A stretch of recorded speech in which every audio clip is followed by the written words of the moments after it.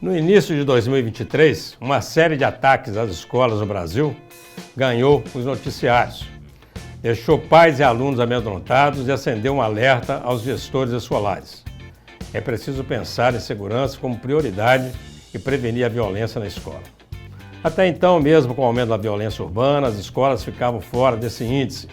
Portanto, o cuidado básico tinha sido suficiente. Com os ataques entrou na pauta, por exemplo, segurança armada nas entradas escolares, reforço de ronda policial nas redondezas das instituições de ensino, treinamento de defesa para professores e até implementação de botão de pânico. No entanto, essa onda de ataques é apenas um dos itens do cardápio de violência escolar que o país enfrenta há tanto tempo. Sobre bullying, muitos diretores escolares brasileiros dizem ter testemunhado situações de intimidação ou bullying entre alunos. Sendo assim, é possível observar várias camadas de violências dentro das escolas. Esse é o assunto do Começo de Conversa de hoje, que está no ar.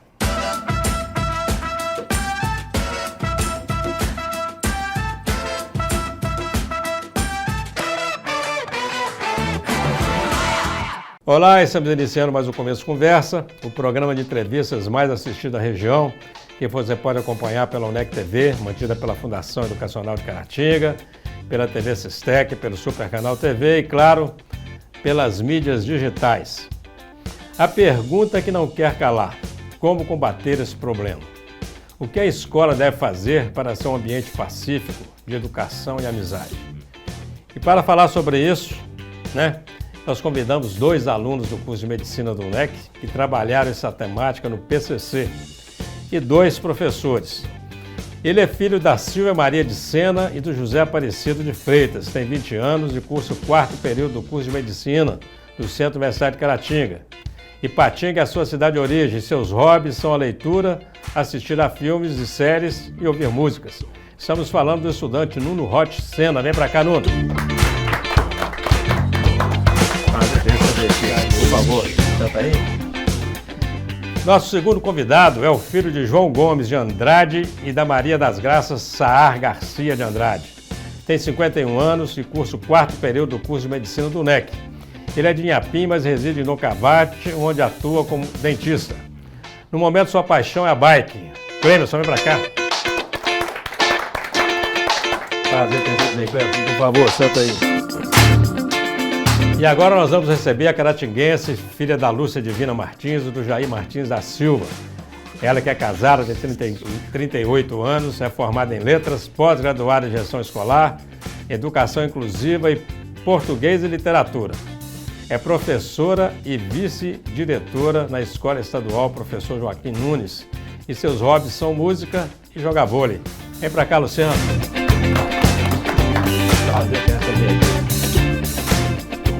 E por último, mas não menos importante, vamos receber ele que é filho de Geraldo José da Silva e da Eni da Silva Luciano.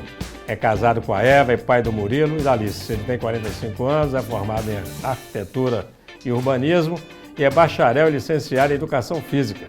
Seus hobbies são ler e escrever. Ele também é artista plástico, cinéfilo e é entusiasta no universo dos podcasts. Estou falando do educador, arquiteto e urbanista Lindomar Luciano da Silva. Vem pra cá, Lindomar. Prazer te receber aqui. Senta aí. Pessoal, bacana demais ter vocês quatro aqui para essa roda de conversa em temas tão importantes, como segurança na escola e bullying, E eu queria começar com bullying, queria começar com vocês dois, com os alunos da medicina, que dentro da disciplina prática, como componente curricular, isso o PCC, desenvolveram um trabalho sobre bullying na escola, uma escola de referência que é a escola Professor Jairo Grossi, Primeiro, entender o que levaram vocês a trabalhar esse tema. Olha, na UNEC, o curso de Medicina, todo semestre a gente tem um projeto voltado para alguma prática em comunidade. E esse ano a gente pegou crianças e a gente escolheu a turma do 5º ano e viu que isso era um assunto que tinha que ser debatido lá. Embora na Jairo seja uma escola particular e às vezes a gente pensa que está muito longe da realidade desses alunos, na verdade a gente viu que isso é algo muito presente lá e precisava ser debatido. Então acho que foi isso que levou aos encontros que a gente teve com os alunos. Bacana. Clêmis, e aí? Como é que foi fazer esse trabalho na escola? Então, assim, a gente que já tem uma vivência maior, né? A gente se vê nas crianças, a gente acaba percebendo que à medida que você vai trabalhando, situações que a gente já viveu, né? E é bacana que você consegue passar para a criança essa experiência, essa situação que já passada, e a gente percebeu que eles não tinham muita noção. Eles sofriam, viam, mas não tinham muita noção de identificar realmente o que é o problema. Então, esse foi uma ideia da professora Mônica e do professor Igor, que a gente abraçou com carinho e, assim, o resultado foi fantástico. Bacana. Mônica e Igor são dois professores sensacionais desse curso, né? E tem um trabalho também na comunidade. O doutor Igor tem um trabalho com pacientes terminais, né? Fantástico. Abraço para o doutor Igor, um abraço para a Mônica. Eu estou aguardando vocês aqui para o começo de conversa. Vamos ver se a gente faz isso em 2024, hein? Lindomar e Luciana, na escola pública, bullying é também uma realidade? O bullying, ele é uma realidade nas escolas do nosso país há muitos anos. Tanto que o Clêmis até falou que ele trouxe a memória, quando ele teve um contato com as crianças, de situações que ele viveu no passado. O termo bullying é um termo contemporâneo, a expressão bullying é um termo contemporâneo, que vem de bullying, que é de valentão. Então, todo mundo na sua infância teve algum colega que era o valentão da escola e que, de certa forma, ele oprimia os outros colegas. Ele usava da força, usava do seu poder de persuasão para poder oprimir ou levar algum outro colega à situação de constrangimento. O que hoje usa esse termo. Então, essa realidade de opressão de um colega para o outro, ela acontece há muitos anos. A prática é antiga, né? Luciano? Com certeza, e eu acredito que a escola ela precisa de ter esse olhar diferenciado para essa situação. Reconhecer que, de fato, é um problema que pode trazer consequências até irreversíveis, né? Na escola pública, a gente tem inúmeros casos diariamente de bullying e a gente tem tentado fazer um trabalho para combater isso aí. Tem uma turma, né, que eu falo até que são pessoas, não vou nem falar que são menos esclarecidas, mas pelo menos são menos antenadas, porque elas insistem em falar que, no meu tempo, chamava de varapau, chamava de balão, chamava de cabelo sarará, não tinha nada disso, todo mundo ficava feliz, isso é invenção dos tempos modernos. Não é bem assim, né? Porque as pessoas com certeza se importavam também, né? Quer dizer, sofreu com isso? O que vocês acham? Com certeza. O interessante também é que quando você fala em bullying, existe o opressor e o oprimido. O opressor é aquele que chama o colega, igual você falou, das expressões varapau, magrela, independente da expressão, né? E as pessoas focam muito no oprimido, que é a vítima do bullying. E o opressor, ele também tem algum tipo de problema. Por que ele provoca o colega? Por que ele instiga o colega? Por que ele sente necessidade em causar mal ao colega? E é por isso que a Luciana falou que a escola ela tem que estar atenta a essas questões. Cuidar do oprimido, acalentar e proteger o oprimido e investigar o que está acontecendo com o opressor. Porque a criança, ela replica no seu dia a dia situações que ela convive no seu cotidiano. Talvez é uma criança que venha de uma situação de violência doméstica, talvez é uma criança que venha de uma situação de opressão no seu contexto social e ela acaba replicando aquilo dentro da escola. Daí a gente fala, né, Lindomar, sobre a importância da família, né? Porque se a criança, ela convive dentro do ambiente ali que não é harmônico, que os pais xingam, que os pais não ensinam os valores básicos, ela vai representar isso dentro da escola.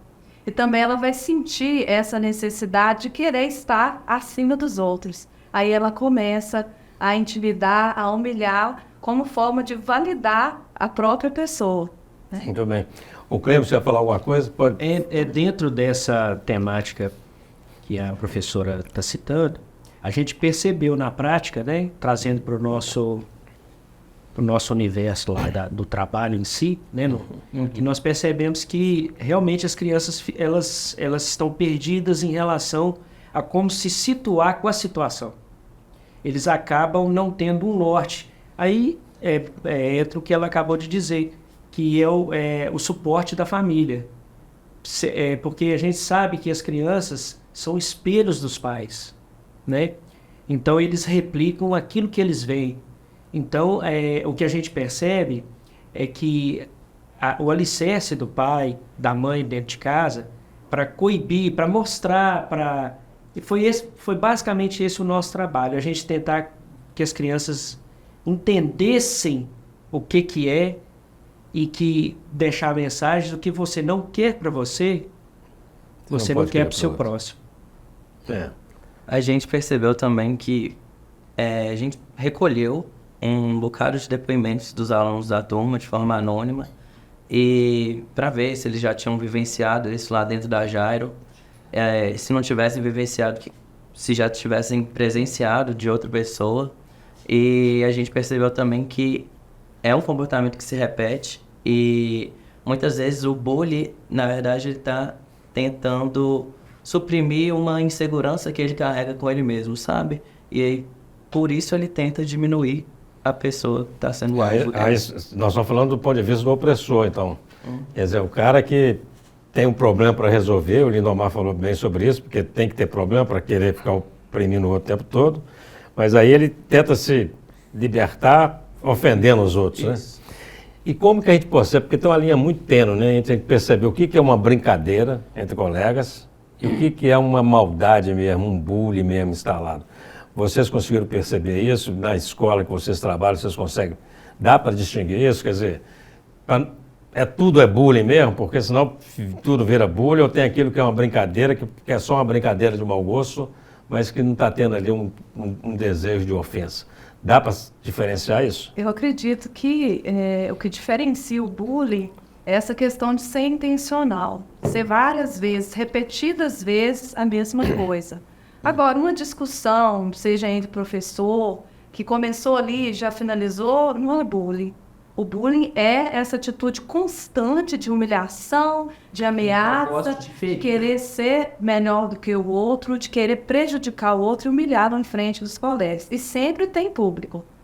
Para o bullying, sempre tem aqueles espectadores que, na maioria das vezes, não falam nada porque tem medo de ser a próxima vítima. Entendi. E o interessante é que ele assume essa conotação de bullying quando é no contexto escolar. Mas quando nós nos tornamos adultos, ele assume outro termo, que muitas vezes nas empresas as pessoas chamam de assédio moral.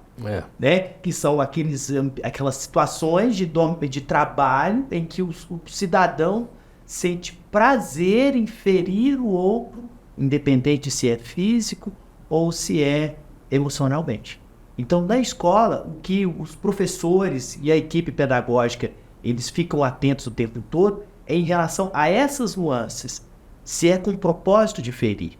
Por isso que a escola ela é um local em que todos esses contextos de dificuldade, de superação da sociedade, eles são refletidos dentro do universo escolar.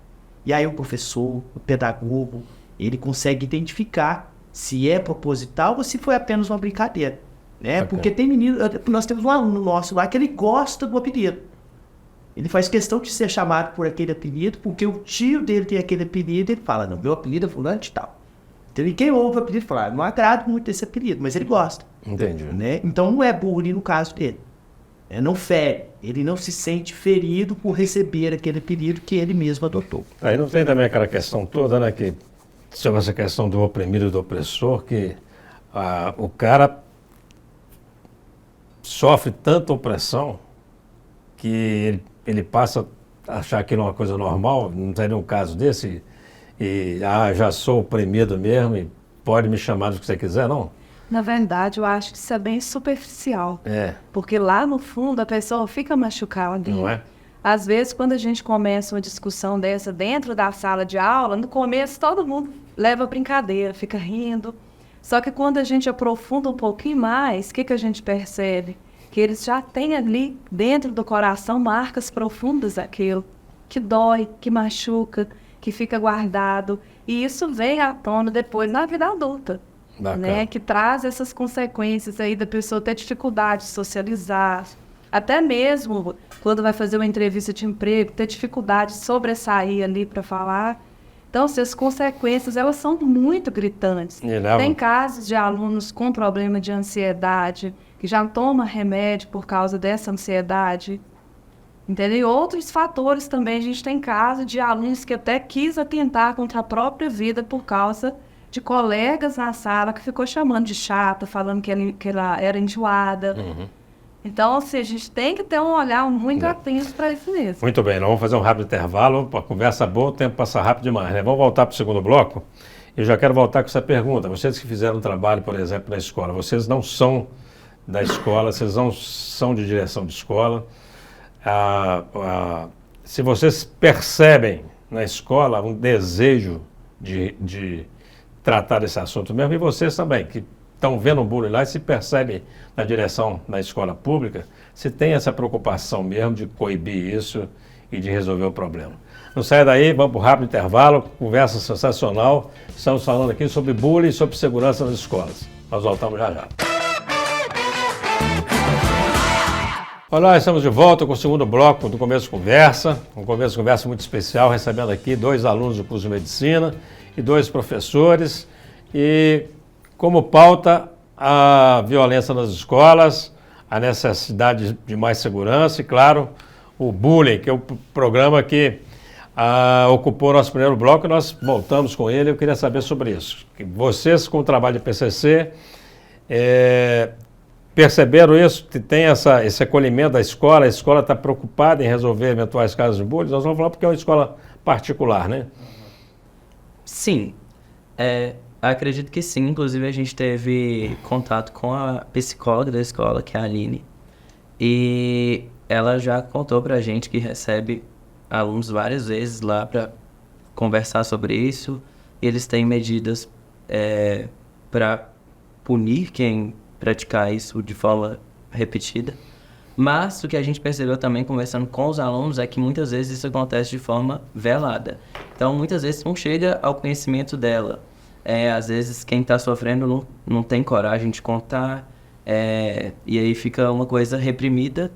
Então, acredito que a escola tenha sim vontade de melhorar essa situação, mas que é um assunto que tem que ser debatido com os alunos anteriormente para que eles saibam o que fazer para que isso aconteça. O aluno tem que falar o que está acontecendo, né, gente? Inclusive, o nosso papel lá, eu acho que nós focamos mais nessa parte, para eles conseguirem identificar, porque às vezes a criança recebe o apelido, recebe o xingamento, e aquilo fica meio velado porque ele às vezes não percebe, não consegue contextualizar aquilo e trazer para a direção, para a professora que está mais perto dele. Então a mensagem nossa foi exatamente isso, para ele identificar e conseguir passar o que ele está sofrendo para a direção da escola, para a professora, para que possa coibir isso aí, tentar esclarecer, porque a gente sabe que a criança, ela tem esse lado assim de querer mexer com o coleguinha, de fazer uma troça, e ele não percebe que aquilo, a que ponto que ele está ultrapassando, que limite que é uma brincadeira, e que aquilo começa a ferir o outro colega. Então, o nosso papel lá foi tentar mostrar para eles isso, até onde estava esse limite, e para eles não se calarem. Muito bem. Na escola pública, existe essa vontade realmente de coibir isso? Na escola que vocês trabalham, vocês percebem isso? Existe. É só para saber se não faz de conta, porque o assunto é sério, bullying é sério, o assunto não sai da mídia, quer dizer, todo dia acontecendo mais casos. Nós estamos fazendo a nossa parte, a escola está fazendo a parte dela com vontade? As escolas constantemente elas trabalham projetos vinculados a essa temática, né? Que é o respeito ao colega e o respeito ao outro, trabalhar com as adversidades. Só que o que as escolas precisam mesmo é que as famílias fiquem mais próximas da escola. Porque ninguém melhor que um pai do aluno para poder identificar se o filho dele está sofrendo na escola ou não. E você consegue perceber isso claramente com a queda de desempenho do seu filho, a mudança de comportamento dele no cotidiano escolar, se é uma criança que fica se mutilando, se é uma criança que tem dificuldade para poder interagir com outras pessoas, se antes era uma criança tranquila e hoje começou a ficar uma criança mais arredia, mais revoltada, rebelde dentro de casa, os pais conseguem identificar isso. E quando ele percebe que houve uma alteração no comportamento do filho, dos dois, ou o problema está em casa, ou o problema está nos ambientes em que ele frequenta. E aí é o horário dele procurar a escola. Ele procura supervisor, então como é que é a vida do meu filho dentro desse universo? Como é que são as amizades dele? Como que é ele dentro da escola? Ele participa da educação física, ele tem amigos aqui dentro. E aí participa do universo da escola. Infelizmente, no mundo que estamos vivendo hoje, na sociedade contemporânea, os pais trabalham muito. E quem leva os filhos para a escola ou é um auxiliar ou é a própria avó. Então o pai tem contato com o filho só no fim do dia. E aí quando a bomba estoura, que são esses casos que chegam da grande mídia, o pai fala, nunca imaginei que isso estava acontecendo na minha casa, porque ele não observou. Então o que nós como escola pedimos é que as famílias busquem observar os seus filhos mais e se aproximem das escolas. Eu achei interessante tudo que foi colocado, né? Essa questão do aluno ele chegar até a direção da escola, chegar até o supervisor para poder contar de fato o que está acontecendo. Só que eu acho que o papel da escola ela vai além um pouquinho, porque como o Lindomar falou, nem sempre os pais eles têm aquele tempo e aquele olhar atento para os filhos por causa do trabalho. Então, o que a gestão da escola pode fazer? Eu acho que esse olhar atento, ele precisa de partir desde a entrada dos alunos na escola. Por que eu estou falando isso? Eu até peço licença para citar o exemplo da nossa escola. Fica à vontade. Eu chego à escola às 6h30 da manhã e eu recebo o meu aluno na porta da escola. Ali, a partir daquele momento, eu faço o meu primeiro mapeamento. Eu olho para o rostinho dele, eu falo bom dia, mais um dia que começou, para todos eles, e eu olho no rosto dele e percebo se ele está muito triste, se tem alguma coisa ali que está incomodando. Depois disso, eu chamo esse aluno. Dentro do meu tempo, eu me organizo, converso com as meninas também que nos auxiliam, que é a supervisora, outra professora que está em ajustamento, e ali a gente já começa a entender o que de fato está acontecendo com ele. É alguma coisa na sala, algum colega que está te prejudicando? É algum problema na sua família? Então, eu acho que a gente sair de nós mesmos e ir ao encontro do outro faz toda a diferença, porque nem sempre esse aluno ele vai ter essa coragem de chegar até a direção da escola para falar sobre o problema. Às vezes ele é um aluno muito tímido, um aluno retraído, e ele não vai ter essa coragem.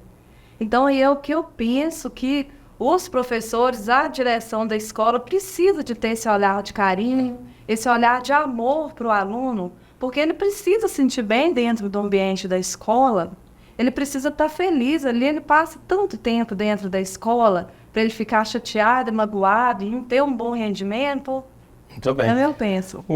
Você falou anteriormente uma coisa interessante, depois eu já ouvi os outros componentes aqui da nossa roda de conversa também falando sobre isso, e eu estou lançando mais um livro numa série infantil que eu tenho, e o título é esse, A Pureza dos Pequenos Corações. E eu vou tratar justamente disso, como que as crianças, por elas mesmas, como que elas são isentas de preconceitos, essas questões todas, né? E eu acredito que, infelizmente, são coisas que a gente coloca na cabeça das crianças, né? O bullying, essa maneira de... O bullying, ele é fruto também, às vezes, de um ato de preconceito, né? Também. Às vezes de maldade só, né? Mas vocês concordam com isso? Quer dizer, a gente é que faz uma criança chegar nesse ponto de querer ferir os outros ou não? A criança nasce com esse desejo de fazer bullying com as pessoas ou a culpa é nossa mesmo? Olha, eu acho que ela não nasce assim. Na verdade, é o contexto que ela vive que faz ela ter esses tipos de somos atitude. nós mesmo. Você não somos nós, infelizmente. Porque eu, por exemplo, como vice-diretora da escola, Se eu não ofereço um bom dia, se eu não ofereço um olhar atento para o meu aluno, eu já não estou proporcionando um ambiente ali acolhedor para ele, sabe? Eu acho que muita coisa parte da gente. O professor dentro da sala de aula, ele precisa, não é só passar o conteúdo no quadro, explicar, ele precisa ter um olhar além disso. Isso é muito importante, é relações humanas. Interessante que você falou a respeito de nós fazermos isso, né? E não é só eu, quanto pai. Não, nós todos. Nós como sociedade. Com certeza. Aconteceu comigo um episódio, não vou citar a escola, que não tem necessidade. E esse ano eu fiz 25 anos de sala de aula, então trabalhei em várias escolas. E parabéns, viu? 25 anos de sala de aula é porque gosta mesmo do negócio. Aí nós tínhamos um aluno uma vez na escola, em que esse menino ele fazia cocô nas calças, usando essa expressão para ficar mais fácil de entendimento. E no momento das aulas, os coleguinhas não pegavam na mão dele, na hora da educação. Não pegavam na mão dele, batiam nele, xingavam ele de apelidos relacionados à situação de descontrole que esse menino tinha do organismo dele.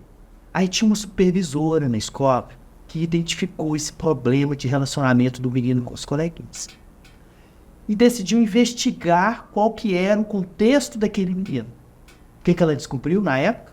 Que essa criança ela havia sido abandonada pela mãe e que ela sofria abuso sexual no local em que ela residia. É brincadeira, né? E aí ela tomou as medidas cabíveis em relação às... Vai fazer cocô na roupa é pouco, né? Então, o que acontecia? Esse menino, ele sofria bullying, mas o sofrimento, quem estava causando o sofrimento dele não eram os coleguinhas, mas era a sociedade em que ele estava inserido. A criança que deveria ter sido acolhida e apoiada por toda aquela comunidade estava construindo, talvez, no futuro, um possível abusador, uma pessoa que talvez fosse gerar maldade para o mundo. Então, nós, quanto sociedade, será que nós estamos construindo uma sociedade que vai transformar as pessoas, em pessoas de bem? Bacana. Que tipo de pessoas estamos construindo? Beleza. Eu quero encerrar esse assunto do bullying. Nosso tempo está mais que estourado, mas o terceiro bloco, o desconto, ele vai ser menorzinho. Eu queria a opinião de vocês sobre isso, para a gente encerrar o assunto do bullying, sobre isso, sobre a participação da sociedade nisso em relação ao agressor. Eu tenho filhos também, eu tenho 3 filhos e a gente percebe que a criança, eu tenho um de 10, um de 11 e uma de 13. E eu procuro sempre conversar com eles quando eles chegam da escola, às vezes vêm contar algum episódio, né, do que ocorreu com eles lá e tal. E a gente percebe claramente que a criança, ela não tem limite em relação ao que é dor, o que ela está causando. Ela não tem esse limite de saber se aquilo leva sempre pelo lado da brincadeira. E eu, como pai, eu procuro sempre falar, não, meu filho, senta aqui. Você acha que está certo? É assim que você tem que fazer? Você acha que o coleguinha vai gostar? Então eu procuro sempre trazer esse lado mais de limite, porque é o papel do pai, é o papel da família, e o que eu acho que está faltando hoje. A gente está, né? A minha esposa é professora e às vezes eu percebo que a gente está delegando poderes para outras pessoas e deixando aquele papel do pai, da mãe, um pouquinho de lado. Aí vem o advento das redes sociais, do cansaço, e acaba que você negligencia um pouco isso e deixa passar batido algumas situações que você não deveria deixar. É verdade, nessa fala sua, eu acho que em alguns casos até a família, ela simplesmente transfere a responsabilidade que é dela para a escola. Acho que a escola tem que ficar educando o filho dela, né? E não é verdade. Então, assim, a escola tem outras questões para cuidar. Ajuda também nisso, também, mas a família tem que mandar papel, né? o menino mais bem educado para a escola, né? Exatamente. Não, e aí, vai terminar o assunto do bullying. Eu concordo também que a sociedade, a família tem um efeito. Tanto que se você pegar séries menores de pessoas, crianças menores na escola, você vai ver que a prevalência do bullying é bem menor. A gente pegou alunos do 5º ano, então assim, eles já eram bem criados, as brincadeiras já eram alguns eram bem fora de mão. E com certeza tem impacto das relações, até mesmo na internet, como o Clemson falou. Então, acho que tudo isso pode ser influência, sim. Bacana. Vamos para o rápido intervalo. Você que está aí acompanhando o começo da conversa, percebeu que os dois blocos, eles foram os maiores né, que o de costume. Mas a gente volta para um bloco menor para a gente fechar o nosso tempo aí. E voltamos agora com a segurança na escola. Nós voltamos já já. Olá, estamos de volta agora com o último bloco do começo da conversa. E você que chegou aí, ainda pode acompanhar um final de bate-papo aqui sensacional nessa roda de conversa, onde nós estamos falando de bullying e segurança nas escolas. O MEC lançou recentemente a cartilha de segurança nas escolas. Eu queria saber de vocês que são educadores, estão na escola, o que vocês acharam disso? Achei muito importante, muito válido. E quando a gente fala sobre segurança nas escolas, a gente fala também dentro da escola o que a gente pode fazer para que o aluno, de fato, ele se sinta mais seguro. Na nossa escola, nós colocamos câmeras. Isso trouxe uma certa segurança para os alunos. E também nós reforçamos a entrada da escola, porque antes podia entrar qualquer pessoa. Agora a gente está com uma forma que quem entra na escola, a gente fica sabendo antes. Antes a gente pede a pessoa para se identificar. Então não é qualquer pessoa que vai entrar, a gente primeiro quer saber quem é essa pessoa, qual que é o objetivo dela dentro da escola. Isso, assim, foi muito bom, porque trouxe uma certa segurança para nós e para todas as pessoas que estão lá. Lindomar, há um tempo, né, atrás a gente via ataques em escolas, principalmente norte-americanas, né? A gente ficava abismado com aquilo tudo e, de repente, isso chegou no Brasil, infelizmente, né? Você acha que isso segue um padrão? Isso, a mídia tem alguma coisa a ver com isso? É esse mundo moderno mesmo? É a loucura? O que é? O que acontece? Que existem infinitas teorias, né? Alguns falam que a influência dos jogos, que talvez o jovem ou o adolescente ele já tem uma predisposição para essa parte da violência. Mas o que eu percebo é que nós até recentemente tivemos uma situação, né, de ameaça em Caratinga, que as escolas tiveram que dobrar o protocolo. Eu percebo que muita coisa era mais trote do que realidade. Apesar de que eu reforço a importância da família acompanhar de perto seus filhos. Porque o jovem, o que ele carrega dentro da mochila dele? Que tipo de jogo que seu filho consome em casa? Qual é o tipo de mídia que seu filho consome no celular? Que tipo de vídeo que ele vê no YouTube? Será que isso vai influenciar de forma positiva ou negativa no seu filho? Então, muita coisa era verdade, muita coisa era trote. Nós não conseguimos filtrar o que era realmente, porque não houve nenhum tipo de estudo, né, que pudesse comprovar. Mas aí eu reforço essa pergunta. A família tem que acompanhar de perto seu filho. Porque o menino, para levar uma arma para a escola, ele tem que tirar aquela arma de algum lugar. Para levar uma faca, para poder agredir um colega, ele tem que tirar de algum lugar. Ele, para poder jogar, teve um episódio do rapaz, usava um videogame violento. Quem comprou o videogame para ele? Quem pagava a conta de luz da casa dele? Será que os pais não sabiam? Se você percebe que o seu filho tem um comportamento diferente do que se espera, você tem que procurar um apoio profissional. Você que é pai, né? Você tem 3 filhos. 3 filhos. Sob a ótica do pai, como que você imagina que a violência na escola possa ser diminuída? Como que a escola pode ajudar nisso? O Normar falou agora sobre a participação da família, eu acho que tem razão. E quando você olha para a escola, por exemplo, como é que isso poderia melhorar? Se você aceitaria seu filho ser revistado, por exemplo, todo dia passar por um detector de metal? Um exemplo. Eu acho que sim. Eu acho que o mundo mudou. A gente tem que perceber que as coisas hoje são diferentes do que a gente vivia. Eu falo pela minha época de estudante, né? E eu acho que a segurança, a sociedade, para ela se desenvolver e ela crescer, ela precisa de segurança. Ela precisa ter de segurança jurídica, ela precisa de segurança nas ruas, para você desempenhar o seu papel como professor, como dentista, que é o meu caso, um motoboy. A pessoa precisa ter paz para chegar, para sair de um lugar. E dentro da escola é um reflexo do mundo que a gente vive. Então tem que ter, eu acho que o mundo mudou. Eu seria a favor, sim, de que passasse. E a gente traz mais uma vez para a questão familiar, né? Será que você está olhando o que o seu filho está levando na mochila? Será que de vez em quando você para? Meu filho, o que você tem aí? Por que essa mochila está tão pesada? Ou então, como o Domar falou, a questão do comportamento do filho. Será que você está olhando o seu filho? Ele não está diferente do que ele estava, né? Ele não está agindo de forma estranha. Será que você está percebendo, perdendo um pouquinho do tempo de olhar para o seu filho e saber se ultimamente ele mudou o comportamento? Eu acho que isso é importante. Bacana. Bom, vamos fazer as nossas considerações finais, beleza? Vamos começar aqui com o Nuno. A câmera é aquela ali, ela é sua, 1 minuto, fica à vontade, pode deixar o seu recado aí para os telespectadores da UNEC TV, TV Sistec, Super Canal TV e para os internautas. Tá bom. Eu queria agradecer o convite de estar aqui. Queria agradecer a Mônica e o Igor também por ter incentivado a gente a continuar esse projeto, foi muito massa. E agradecer ao grupo que fez tudo isso com a gente, Clemson, valeu aí. Foi muito bom esse ano.